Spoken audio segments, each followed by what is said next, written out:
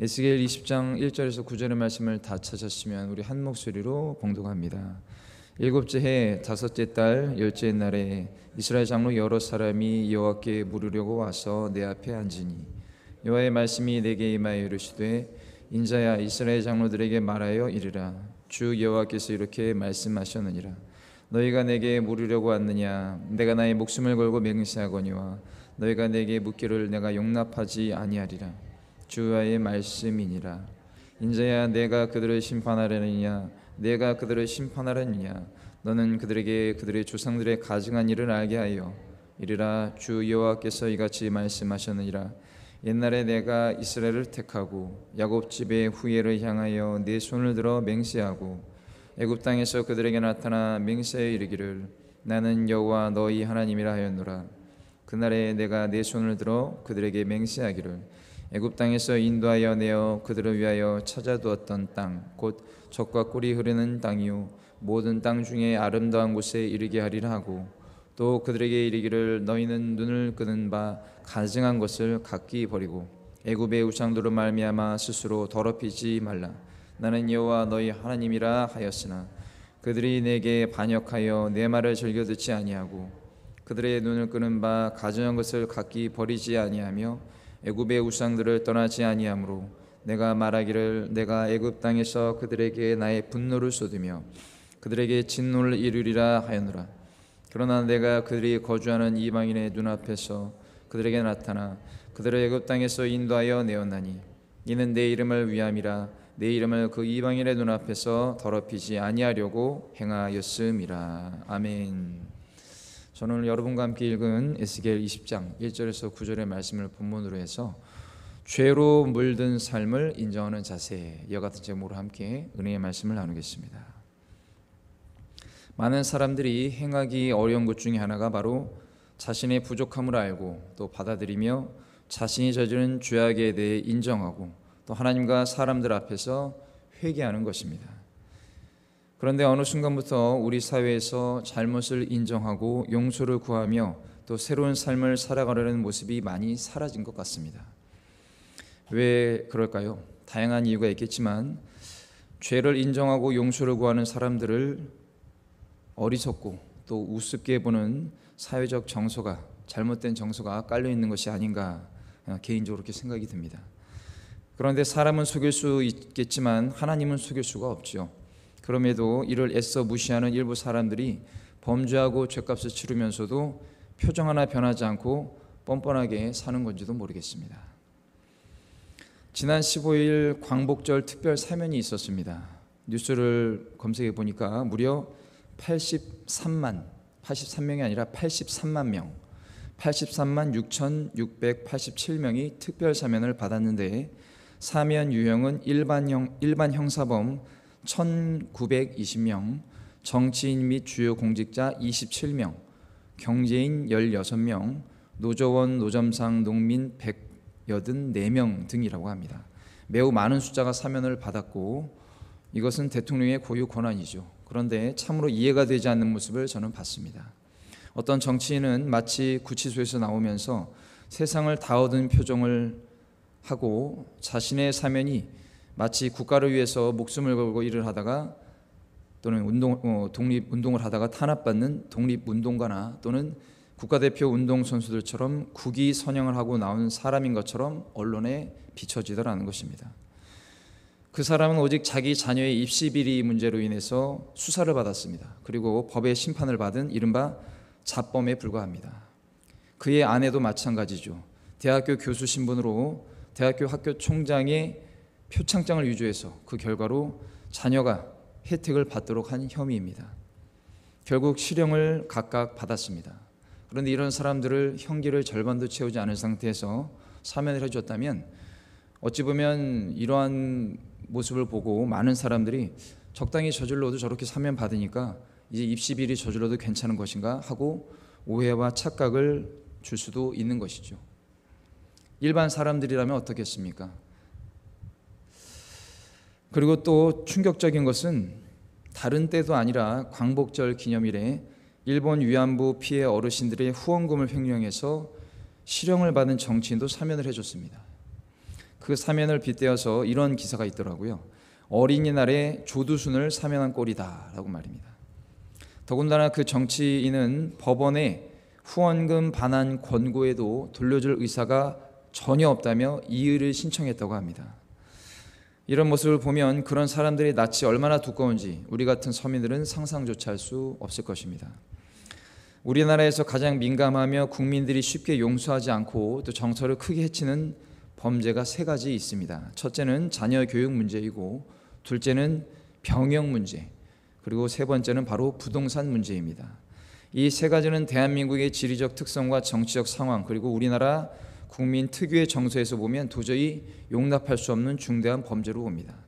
그래서 많은 주요 인사들이 이러한 문제 중에 한두 가지가 걸리면 언론의 문매를 얻어맞고 낙마를 하거나 법의 처벌을 절대 피하지 못하는 것이죠. 그럼에도 어떤 사람들은 종종 피하면서 삽니다. 그러나 사필 규정이라고 반드시 그에 응당한 대가를 치를 것입니다. 앞서 그 자녀 입시 비리 문제로 인한 정치인은 누가 모함을 하거나 음해를 해서 수사를 받은 게 아닙니다. 그저 자신이 저지른 일입니다. 그 일로 검찰 수사를 받고 법원으로부터 실형을 받았습니다. 100번 양보해서 음해를 했다면 검사가 증거 불충분으로 무혐의 결정을 내렸거나 판사가 무죄를 선고했을 것입니다. 그런데 결과는 예상했던 대로 실형을 받았죠. 그런 사람들이 사면이 되면 오히려 부끄럽게 생각하고 자숙을 하며 살아야 하는 것이 아닐까요? 왜냐하면 그로 인해서 당시 정당하게 수고하고 대우를 받아야 하는 사람들이 피해를 받기 때문입니다. 여러분, 세상에 어떤 명망 있는 자리는 다 정해져 있습니다. 그런데 그 자리에 모두 앉을 수는 없죠. 그래서 많은 사람들이 그 기준을 충족하기 위해 공부하고 노력하고 수고하는 것입니다. 대표적으로 시험을 통해서 경쟁합니다. 그런데 편법이나 불법으로 일을 행하고 이것이 적발되어 법에 의해 처벌을 받았다면 그 죄를 인정하고 자숙하는 것이 지극히 상식적인 일입니다. 그런데 그런 것은 전혀 없죠. 이 모습을 보면서 저는 오늘 본문의 죄를 회개하지 않고 그저 자신들이 원하고 또 듣고 싶어하는 이야기에만 몰두가 되어서 하나님과 주님의 백성을 더욱 분노하게 만드는 일부 어리석은 이스라엘 장로들의 모습과 같다는 생각을 했습니다. 사랑하는 성도 여러분, 저와 여러분은 모두 죄인입니다. 거기서 중요한 사실은 죄는 누구나 짓겠지만 회개는 아무나 할 수 없다는 것이죠. 회개는 거룩하시고 연하오신 하나님께서 죄인인 저와 여러분을 용서해 주시기 위해 허락하신 유일한 방법입니다. 그런데 여기서 가장 중요한 핵심이 있습니다. 그것은 바로 죄가 전혀 없으시고 점도 흠도 없으신 하나님의 아들 예수 그리스도께서 친히 십자가에 달려 몸짓고 피 하나님께 나아갈 수 있다는 사실입니다. 다른 것으로는 절대 할 수 없습니다. 성경은 그런 고백과 삶이 하나님이 기뻐하시고 인정하시며 진실로 받아주시는 삶이라는 것을 강조하고 있다는 것을 기억하시기를 예수님의 이름으로 간절히 축원을 드립니다. 그렇다면 오늘 본문은 무엇을 우리에게 말씀하고 있습니까? 바로 이스라엘 장로들이 하나님의 뜻을 묻기 위해 자신을 찾아온 일에 대해 말하고 있습니다. 그들은 포로 생활이 끝나고 예루살렘으로 돌아갈 수 있다는 희망의 말을 듣고 싶어 했습니다. 그러나 하나님은 그들이 묻는 것을 용납하지 않겠다고 에스겔에게 단호히 말씀하셨습니다. 오히려 에스겔에게 그들을 심판하려느냐라며 지시하십니다. 여기서 심판이라는 히브리어 샤바트로 여호수아 이후에 이스라엘이 사사가 통치하던 때가 있었는데 그때 재판관인 사사들을 가리키는 단어로도 사용이 되었습니다. 뿐만 아니라 이 샤바트라는 단어는 구별하다는 성격도 갖고 있습니다. 하나님은 죄를 인정하시지도 않고 또 죄와 공존하실 수 없는 분이죠. 그래서 하나님은 그들이 죄악을 깨닫고 회개하도록 그들의 죄가 무엇인지 분명히 알려주라고 하십니다. 죄의 문제를 먼저 해결해야 회복이 가능하기 때문입니다. 하나님은 우리가 원하는 것을 주시기에 앞서서 우리가 감추고 싶어하는 죄의 문제를 깨우쳐 회개하도록 이끄십니다. 그것이 진정한 회복으로 가는 복된 길이라는 사실을 기억하시기를 주님의 이름으로 다시 한번 축원을 드립니다. 마태복음에서 예수님이 사역이 공식적으로 시작하기에 앞서서 주님의 길을 예비하는 사명을 받은 그 침례 요한의 메시지 중에 가장 먼저 선포된 것이 바로 회개였습니다. 마태복음 3장 1절에서 2절의 말씀입니다. 그때의 침례 요한이 이르러 유대 광야에서 전파하여 말하되 회개하라 천국이 가까이 왔느니라 하였으니. 아멘. 뿐만 아니라 우리 주 예수님께서 공생애를 시작하시면서 가장 먼저 하신 말씀이 바로 회개라는 것입니다. 마태복음 4장 17절 말씀입니다. 이때부터 예수께서 비로소 전파하여 이르시되 회개하라 천국이 가까이 왔느니라 하시더라. 아멘. 앞서 침례 요한과 예수님께서 말씀하신 이 회개는 헬라어로 메타노에오인데 직역하면 마음을 고치라, 생각을 고치라라는 뜻입니다. 구약 성경에서는 히브리어로 슈브라고 하는데 한 예로 호세아서로 보면 그 문맥이 잘 나타나 있습니다. 호세아 14장 1절에 이스라엘아 내 하나님 여호와께로 돌아오라. 내가 불의함으로 말미암아 엎드러졌느니라. 아멘. 여기서 돌아오라는 말이 바로 슈브, 즉 회개를 뜻합니다. 더 확장하여 생각하면 우리 삶의 방향을 돌이키라는 뜻이죠. 그렇다면 어디로 돌이켜야 하겠습니까? 먼저 그동안 우리 마음대로, 생각대로, 판단대로 살았던 것을 회개해야 합니다. 하나님의 말씀이 아닌 타락한 인간에게서 시작한 모든 것은 죄입니다. 대표적으로 동성애와 공산주의가 그렇죠. 우리가 돌아가야 할 곳은 하나님 아버지의 품입니다. 누가복음 15장에 보면 부잣집 둘째 아들이 아버지 유산 중에 자신의 분량을 받아서 자기 마음대로 아버지 품을 떠나 방탕하게 살다가 뒤늦게 잘못을 깨우쳐 아버지 집으로 돌아오는 장면이 나오죠. 누가복음 15장 21절에서 24절 말씀입니다. 아들이 이르되 아버지 내가 하늘과 아버지께 죄를 지었사오니 지금부터는 아버지의 아들이라 일컬음을 감당하지 못하겠나이다 하나 아버지는 종들에게 이르되 제일 좋은 옷을 내어다가 입히고 손에 가락지를 끼우고 발에 신을 신기라. 그리고 살찐 송아지를 끌어다가 잡으라. 우리가 먹고 즐기자. 이 내 아들은 죽었다가 다시 살아났으며 내가 잃었다가 다시 얻어노라 하니 그들이 즐거워하더라. 아멘. 결국 둘째 아들은 본분을 회복하고 아버지의 집에서 다시 귀한 아들로 삶을 살게 되죠. 이처럼 회개라는 것은 신앙의 기초입니다. 해도 그만 안 해도 그만이 아니죠. 우리가 하나님이 기뻐하시고 능력 있는 신앙생활을 감당하기 위해서 오직 성령의 충만함을 받아야 하는 것처럼 이 회개는 성령의 충만한 역사와 밀접한 관계가 있습니다. 무엇보다 바르게 회개할 때 상상할 수 없는 죄사함의 은혜와 주의 평강과 축복이 우리에게 넘치게 임할 것을 믿기를 예수님의 이름으로 축원을 드립니다. 본문 3절과 4절 말씀입니다. 뭐라고 말씀합니까? 인자야 이스라엘 장로들에게 말하여 이르라. 주 여호와께서 이렇게 말씀하셨느니라. 너희가 내게 물으려고 왔느냐? 내가 나의 목숨을 걸고 맹세하거니와 너희가 내게 묻기를 내가 용납하지 아니하리라. 주 여호와의 말씀이니라. 인자야 내가 그들을 심판하려느냐? 내가 그들을 심판하려느냐? 너는 그들에게 그들의 조상들의 가증한 일을 알게 하여. 하나님은 이처럼 한 영혼이 축복을 받거나 형통하기에 앞서 그들이 저지른 죄에 대해 바르게 알기를 원하십니다. 그렇다면 그들이 저지른 죄악은 에스겔서에서 무엇이라고 말합니까? 5절에서 7절의 말씀입니다. 이르라 주 여호와께서 이같이 말씀하셨느니라. 옛날에 내가 이스라엘을 택하고 야곱 집의 후예를 향하여 내 손을 들어 맹세하고 애굽 땅에서 그들에게 나타나 맹세하여 이르기를 나는 여호와 너희 하나님이라 하였노라. 그날에 내가 내 손을 들어 그들에게 맹세하기를 애굽 땅에서 인도하여 내어 그들을 위하여 찾아주었던 땅 곧 젖과 꿀이 흐르는 땅이요 모든 땅 중에 아름다운 곳에 이르게 하리라 하고 또 그들에게 이르기를 너희는 눈을 끄는 바 가증한 것을 각기 버리고 애굽의 우상들로 말미암아 스스로 더럽히지 말라. 나는 여호와 너희 하나님이라 하였으나. 아멘. 여러분 여기 7절 후반부에 보면 스스로 더럽히지 말라에서 이 더럽히다라는 히브리어를 보면 타메입니다. 타메.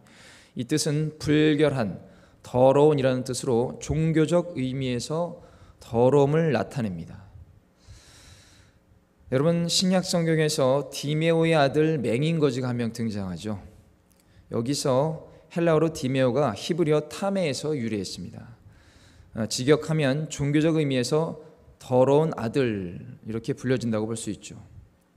아무래도 이 맹인거지의 아버지는 성경적 관점에서 보면 하나님을 예배하는 사람은 아니지 아니었나 이런 생각이 듭니다.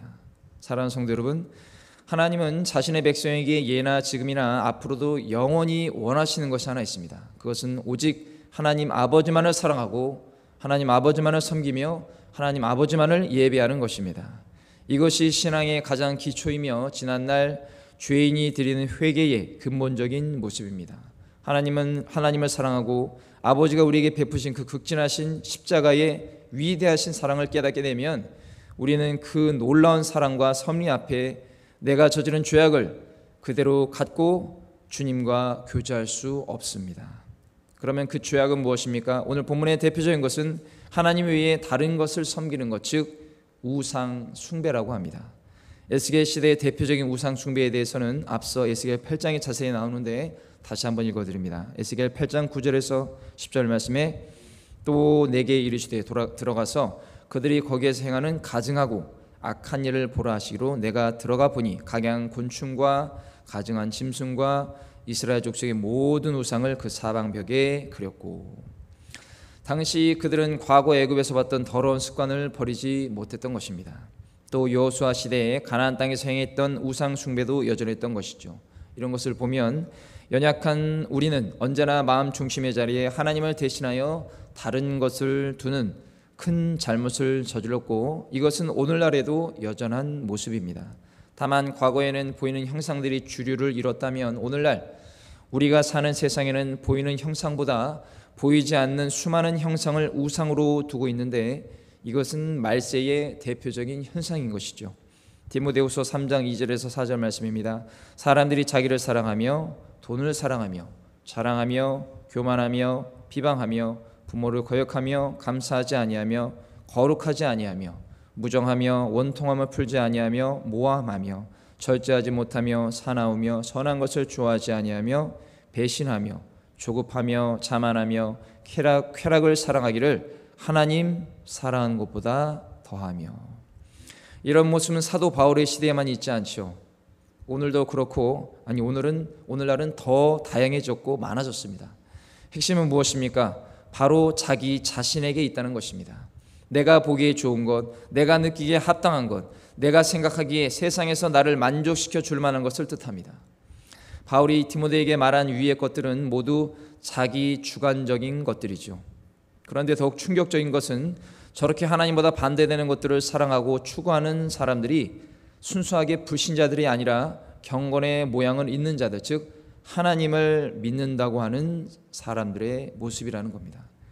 디모데후서 3장 5절의 말씀입니다. 경건의 모양은 있으나 경건의 능력은 부인하니 이 같은 자들에게서 내가 돌아서라.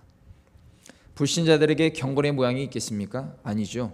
여기서 말하는 경건이란 하나님을 믿는 자들이 반드시 갖추어야 할 신앙의 모습을 말합니다.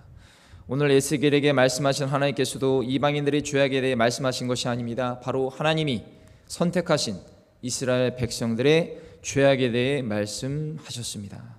이어서 본문 8절입니다. 그들이 내게 반역하여 내 말을 즐겨 듣지 아니하고 그들의 눈을 끄는 바 가증한 것을 각기 버리지 아니하며 애굽의 우상들을 떠나지 아니하므로 내가 말하기를 내가 애굽 땅에서 그들에게 나의 분노를 쏟으며 그들에게 진노를 이루려 하였노라. 아멘.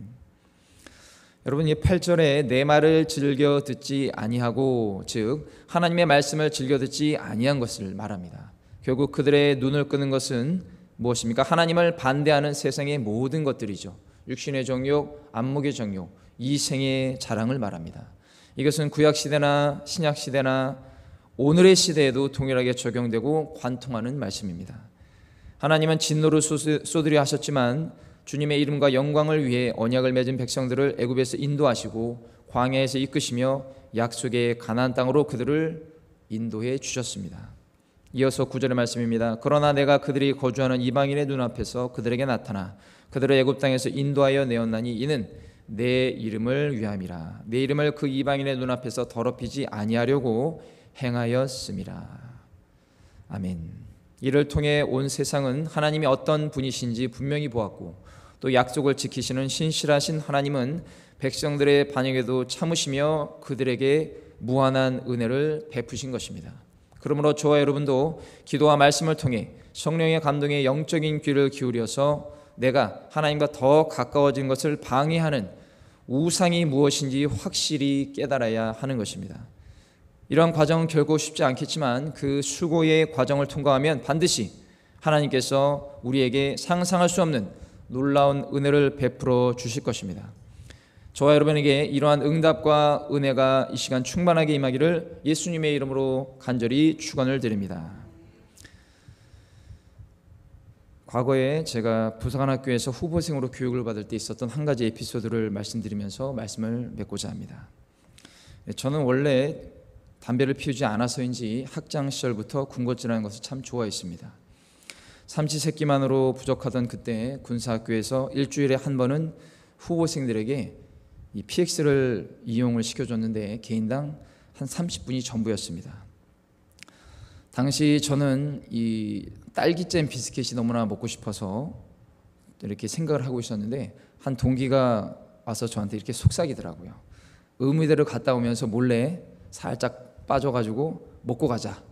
네, 그렇게 PX를 몰래 갔습니다. 원래 그러면 안 됩니다. 그런데 이 원수는 외나무 다리에서 만난다고 담당 소대장이 바로 건너편 진열대에서 이렇게 과자를 고르는 곳이 아닙니까? 근데 저는 먼저 소대장을 봤습니다. 그리고 바로 다른 진열대로 숨어가지고 들키지 않았는데 이 동기가 소대장과 마주쳐서 보자마자 바로 이 36개 주랭랑을 쳤습니다. 그 모습을 보고 저도 덩달아 도망을 쳤죠. 그런데 동기생은 중간에 소대장에게 체포가 됐습니다. 그러면서 소대장이 이렇게 물어봅니다. 너 삼소대지? 지금 PX 이용 시간도 아닌데 여기 왜 있어? 그리고 감히 도망을 쳐? 그러면서 바로 규율 위반과 괘씸죄로 큰 벌점을 준다고 하는 것이 아닙니까? 그러면서 이 소대장이 그럽니다. 너만 있었냐? 이렇게 묻자 이 동기생이 입을 다물었으면 됐는데 아니요, 다른 애랑 또 있었어요. 이러는 겁니다. 그러면서 저를 이렇게 말하는 게 아닙니까? 결국 그 동기생의 공범의 자수로 저는 행정실로 소환이 됐습니다. 당시 행정실에는 이 막 화가 난 소대장과 주눅이 든 동기생 그리고 저가 이렇게 있었습니다. 소대장은 규정을 위반하고 PX를 이용해서 또 거기에 도주까지 한 저와 동기생에게 묻지도 않고 따지도 않고 다짜고짜 육두문자를 날리며 이렇게 주먹세례를 하는 것이 아니겠습니까? 근데 저도 살아야 되기 때문에 막 이렇게 방어했습니다. 막 맞고 이러고 있었는데 키도 작은 소대장님이었거든요. 막 이렇게 치는데 막 이렇게 막았죠. 그러다가 이제 소대장이 지쳤습니다. 그리고 딱 한마디 하더라고요. 왜 그랬어? 딱 그러는 겁니다. 저는 당시에 매우 솔직하게 말하면 용서해 줄 것이라고 생각이 들었습니다. 왠지 솔직하게 말하면 용서해 줄 것 같아서. 그래서 이렇게 말했죠. 순수하게. 딸기잼 비스켓이 너무나 먹고 싶어서 그랬습니다. 그래서 소대장은 딱 보고 너무나 황당하고 어처구니가 없는지 그래? 알았어. 이러면서 내무반에 있는 한 명의 후보생을 또 불러더라고요. 그러면서 그 행정실로 와라 그러더니 그 후보생에게 당시 돈 5만 원, 당시 돈 5만 원이면 굉장히 큰 돈입니다. 그 5만 원을 주면서 이렇게 얘기합니다. 야, PX 가서 과자 5만 원어치 사와. 이렇게 말하는 게 아닙니까? 그렇게 마련된 5만 원어치 과자는 정말 상상을 초월했습니다. 저는 태어나서 그렇게 많은 과자 산더미는 처음 봤습니다. 거짓말하지 않고 하면 여기 한 반 이 정도는 아마 차지할 겁니다. 이렇게 황당하면서도 재미난 상황에 저와 동기생은 임무를 완수해야 했죠. 그래서 1시간은 정말 과자를 맛있게 먹었습니다. 아주 그냥 그 전에 못 먹었던 거 다 먹었습니다. 그런데 여러분, 과자는 전혀 줄어들지 않았습니다. 결국 그 새벽에 이거 어떻게 해야 되나 고민하고 있는데 소장이 결국은 이렇게 얘기한 거죠. 6시까지 한숨도 자지 말고 다 먹어라 이렇게 얘기했습니다. 그래서 막 신나게 먹었는데 도저히 사라지지도 않고 또 입에 물리다 보니까 고민을 하다가 4개의 네모반으로 제가 특별 간식을 다 이렇게 제공을 했습니다. 몰래 가가지고 과자 던져주고 껍데기 받아주고 과자 넣어주고 껍데기 받아오고 그렇게 몇 번을 반복하다가 행정실 앞에 다 쌓아뒀죠. 그리고 날이 새면서 소대장이 왔습니다. 소대장이 이렇게 보더니 씩 웃고 아무 말 하지 않고 그렇게 상황은 정리가 되었습니다. 여러분, 요즘 같으면 가혹행위로 아주 뉴스에 난리가 났을 겁니다. 그런데 25년 전에는 그런 게 가혹행위 축에도 끼지 못했던 해프닝이었죠.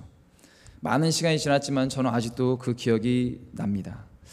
어떤 분들은 제 이야기를 들으시고 혹시 너무 의미부여를 하는 것이 아닌가 이렇게 생각할 수도 있겠지만 당시 밥만 먹고 돌아서면 이 배고픈 간부 후보생에게는 5만 원어치의 과자는 그야말로 하나님의 선물이었습니다. 여러분, 요즘도 5만 원이 작은 돈이 아닌데 2001년도에 5만 원이면 얼마나 큰 돈이겠습니까? 물론 아무리 군것질을 제가 좋아해도 그 많은 과자를 밤에 다 먹을 수는 없는 노릇이죠. 어쨌든 100여 명의 제 동기생들은 생각지 못한 최고의 야식을 먹게 됐고 저는 본의 아니게 당시 인기 동기생이 되었습니다. 이 또한 배고픈 영혼에게 주신 하나님의 과분한 선물이라고 생각을 하면서 그럼에도 공동체에서는 규율과 규정을 잘 지켜야 한다는 것을 깨달았습니다. 사랑하는 성도 여러분, 하나님은 우리의 모든 죄악과 잘못을 아시고 그것을 우리 스스로가 인정하며 돌아서기를 바라십니다. 돌아서는 것이 무조건 쉬운 일은 아니지만 힘든 만큼 회개한 후에 하나님이 부어주시는 은혜와 성령의 기름 부으심과 회복의 감동은 우리의 심령과 일상을 놀랍게 만드는 것입니다. 이것은 체험해본 영혼만이 알죠. 아무쪼록 지난날 회개의 은혜에 머무르지 말고 날마다 주님이 베푸시는 새로운 은혜의 감격과 성령의 재충만을 위해 십자가 보혈을 의지하여 나의 연약함과 주님의 완전함을 고백하고 선포하는 우리 귀한 성산순모교회 모든 성도님들이 되시기를 예수님의 이름으로 간절히 축원을 드립니다. 기도하겠습니다.